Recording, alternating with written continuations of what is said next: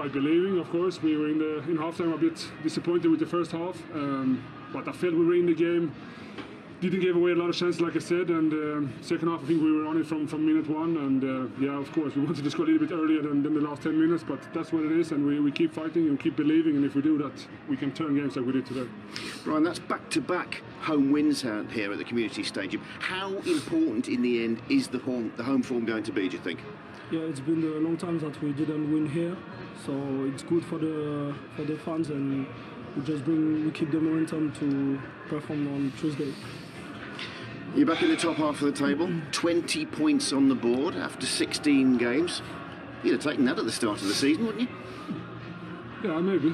I said 20 points after 19 games, and I'm quite happy. So we have 20 now after 16, so it feels like we have 3 bonus games coming up. But now, of course, I mean, we've said from the start that we want to aim as high as possible and finish as high as possible. And if you say now we are in top half, of course, that's a good start.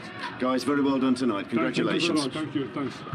Manchester United at home next for Brentford. The first time this season they've come from behind to win a Premier League game, and that in itself is another psychological barrier, showing that togetherness and character. Whether they deserved it or not, he felt it was a draw, the captain.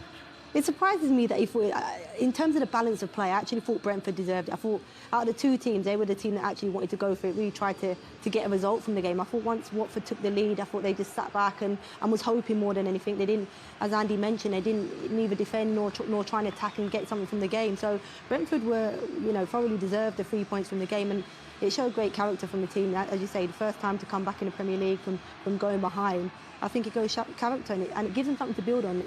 We're gonna, going into this game, 4 of their main starting 11 players weren't in the team.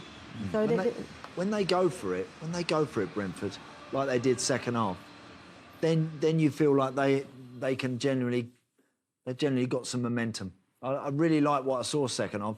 First half a bit passive, not quite sure whether to set off on the front foot straight away and you often, sometimes as a player, you think you want to build your way into a game. You don't want to go crazy in the first 5 or 10 minutes, concede a goal, and then find yourself having to climb mountains to get back in it. So, but I just think they're the sort of they're kind of an all-or-nothing team to me, Brentford.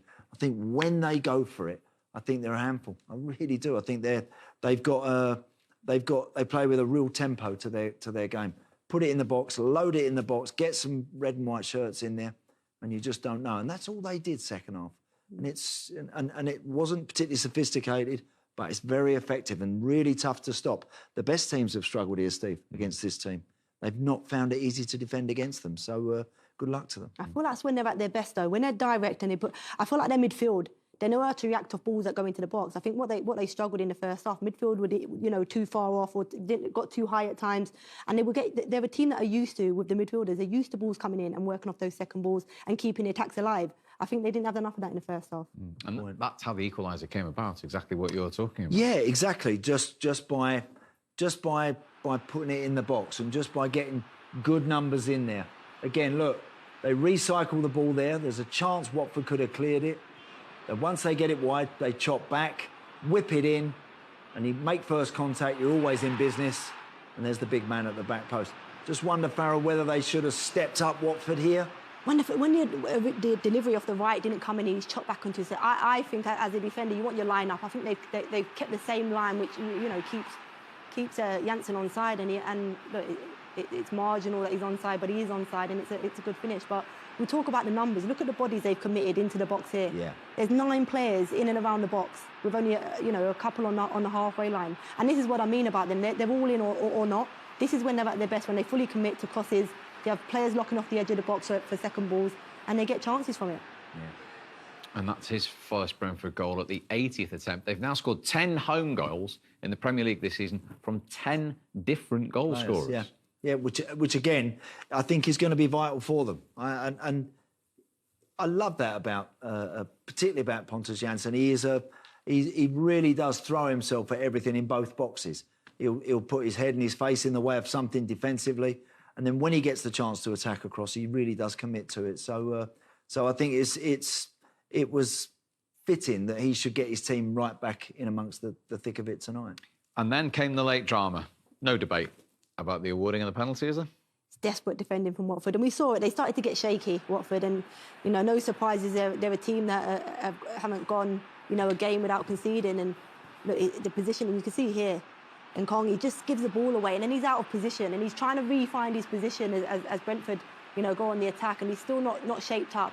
Here he's expecting a shot, and look, it's desperate, and he lunges, and for me it's a definite penalty. But for Watford, once they conceded the goal and it had become level, they had 10 minutes to hold out for a draw, and I think Ranieri, we brought on some defence-minded midfielders to try and do that, and then, defenders lunging. It's desperate, isn't it? And the finish, though. I mean, like that. Somebody that hasn't scored, in 7 games? And we spoke about it in front of goal. He's erratic at times. The composure that he shows here, to just a little feint just before the keeper goes early and he slots it the other way. It's a fantastic penalty. But a victim of their own downfall, though, Watford, aren't they? The way they gave the ball away. The way they defended that was so poor. Kutzka initially, tired pass. He tries to play infield, play down the line, spin your forwards into the gullies, relieve your back four of a bit of pressure, just a little bit of know-how there. He tries to play a ball inside. Brentford are onto it. They're swarming all over them. They're gathering some momentum. They had 3 or 4 chances to clear that. Watford didn't do it. Concede a penalty. They were shattered there. Watford. They looked a tired team. They looked like they were a boxer absolutely on the ropes, waiting for one last knockout blow, and they got it all right. And is that a concern if they cannot see games out, even to get a point at that stage? I could see Ranieri gone by the end of January because of the way. Really? Well, because of the way the club work. It's not. It's just the way they do it. The beginning of January, even. Yeah, because of the window. Because if they're not seeing what they thought they were going to get from him, then they'll change it, and they're not afraid to do it, and then they'll do it again if they have to. And I firmly believe, as I said at the start of the night, that I honestly think at some point I feel that will catch up with them as a club. I really, really do. But we'll see. We'll see. They got themselves into a good position tonight and did not take advantage of it. 6 points from 27 since Claudio Ranieri arrived. 7 defeats in the 9 games. Yeah, they've had a tough run, but I think in terms of points on the board, it's not good enough. And look, people look at the Watford game against Everton, the 5-2, and they look at the Man United and they see them as good results. But in terms of the overall picture of the games that they've played and points they've picked up, 6 from 27, it's not good enough, is it? And they're in a battle now. They're the games at the weekend, they potentially could see them drop into the bottom 3 if results go against them. We were speaking when we were watching the second half about, and we use the word identity a lot nowadays, about what type of team they are. Well, what type of team are Watford, Steve, under Claudio Ranieri? I don't think any of us really know, do we? No. We know that they've got 1 or 2 that can hurt you, like Dennis, and 1 or 2 like that. Sar's a miss. Obviously, they've got a few out, there's no question, but everybody's got people out at this time of the year, and also because of the COVID situation. All clubs are going to be missing key individuals. So you've got to cope, you've got to get on with it. But I don't really see what difference, if anything at all, Ranieri has made. I don't see anything at all. No. Well, Brentford had players out tonight. We've mentioned 4 of what would have been their starting 11. But they got the late 3 points, much to the delight, no doubt, of their manager, Thomas Frank. Thomas, congratulations. Just describe your emotions over the last sort of 10 minutes of that game. It's crazy. This is what football is all about. These are the moments we are working so hard to try to achieve and experience. I think the game against Leeds was cruel, conceding almost last minute. Now we are scoring almost last minute. But I'm so proud of this team. We're playing against Watford. We have quite a lot of injuries. We have 2 of our key players out with Corona. We're playing players out of position. I think they have around 1,500 Premier League games between them in the squad, and we have 150. And we go in here and we just, attack. We don't settle for a draw. We want to go for the win. Unbelievable mentality from the team. Incredible coolness from Brian Mbeumo as well on that penalty, 95th minute. Yeah, he deserves a lot of praise. I think he was unplayable today. I've said before, I have the world's best penalty taker in Ivan Toney in our team. Now I maybe have number 2 as well. It was a difficult second half. Neither side could really get any momentum. It was quite scrappy at times, very fast, very furious, but you stayed in it, which was important. I think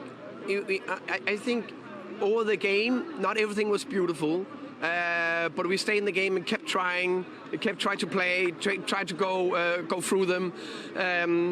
But in general, we are giving a set piece away. We need to do better. And then at a half transition trans, that's it, over 90 minutes against a team that's under Ranieri, have been one of the best offensive teams. So I think defensively massive. And then, you keep going. They kept the patience. Just fantastic. It's been a tricky run for you in some ways after a great start to your first Premier League season. So how important is this just to give everybody a bit of a lift at a crucial time? I think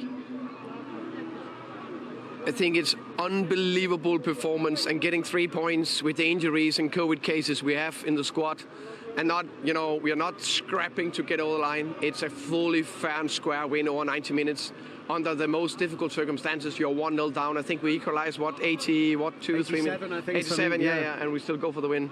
That's crazy. Thank you very much. Well done, Thomas. Enjoyed it. Thank you very much. Cheers. We never left in doubt of the emotion of Thomas Frank. He kicks every ball with his players. He's rightly proud of them tonight. Yeah, he does, and rightly so. And I love the energy. When you play for a manager that gives that sort of energy, you seem to get a little bit more out of his players, and I think he did today.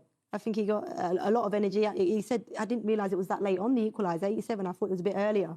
So to really go and push for that win and have players with the mentality to want to do that, I think it's credit to the manager. I think, they buy into what he's trying to do and they deliver it. And we keep saying Brentford are big on numbers. He's listed some in terms of Premier League experience there.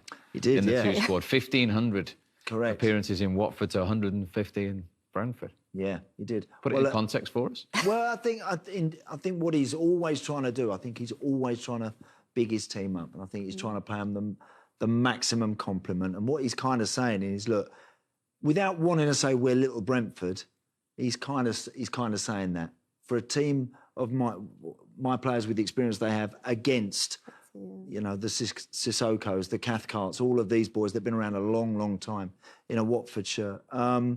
That really and truly what they're doing, they're overachieving. To be in the top 10, they're absolutely punching above their weight right now. That is a fantastic return after, as we approach the halfway part of the season. We're not there yet, and they're already over halfway of what we would all see as what a team needs. The way they're going at the moment, they're going to be plus 40 points. Is it going to be as straightforward as that? I doubt that. But on the averages, and they work on numbers at that club, they'll be thinking right now, we can get over 40. And we talked before the game about the test for the squad. It's not just any old players he's without. He's without the spine of his team tonight. Raya, the goalkeeper, Pinnock, Canos, and of course, Ivan Toney. And as Andy said earlier, any team, when you take the spine out of their team, would miss that. And they've won without them. Yeah, and they've done well to do that. As you mentioned, you take out some of the key players in the top teams and you start to see a difference in the play. I think we saw that in the first half with Brentford. I think in terms of what we're used to seeing from them, I think you could see in the first half they were a bit cagey, didn't really understand what was expected. And then I think that they said at half-time they wasn't happy, they were underperforming. And then when they started to play the Brentford way, the more direct way, committing more body, showing more commitment and energy, I think, certainly the players, they didn't show in the second half that the spine of the team was missing. Yeah, definitely. No, full marks to them. Brilliant. It's genuinely is a great night from we spoke about the magnitude of the game, the significance of winning this game for this team tonight. Absolutely massive. And I think you can tell by the reaction from all the players after. It's almost like they've just won a semi-final of the FA Cup or something and they're on their way to Wembley. It was that big for them tonight. I think they realised how much that hurts Watford and how much of a bonus that is for them.